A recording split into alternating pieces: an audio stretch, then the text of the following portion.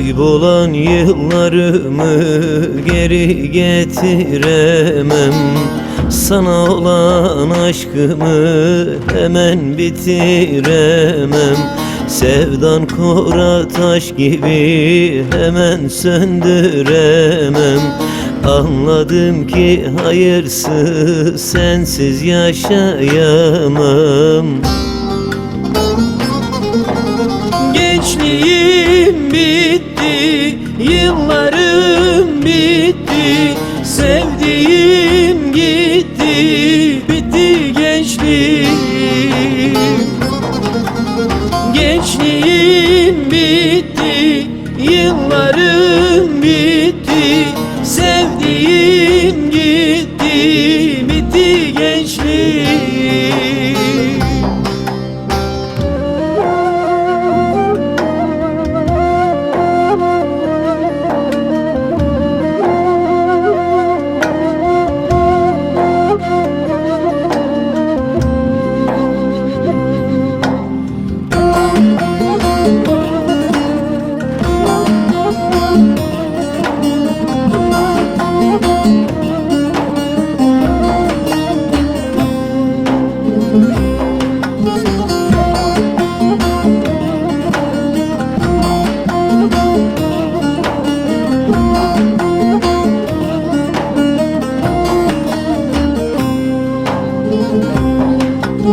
Ne yapsam ne eylesem gülmüyor yüzüm.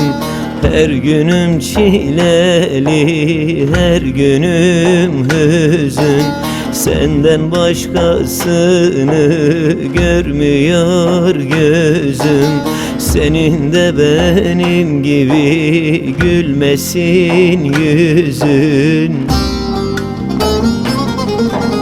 Gençliğim bitti, yıllarım bitti, sevdiğim gitti, bitti gençliğim. Gençliğim bitti, yıllarım bitti, sevdiğim gitti, bitti gençliğim.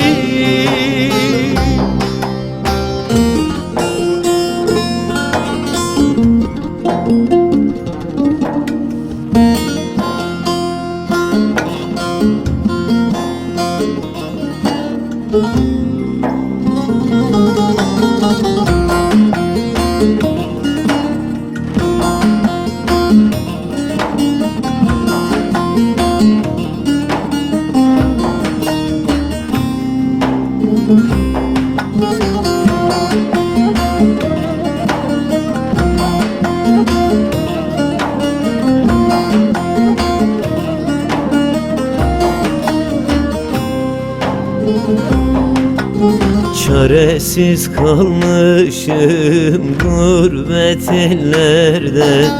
İçim kan ağlıyor resmin elimde.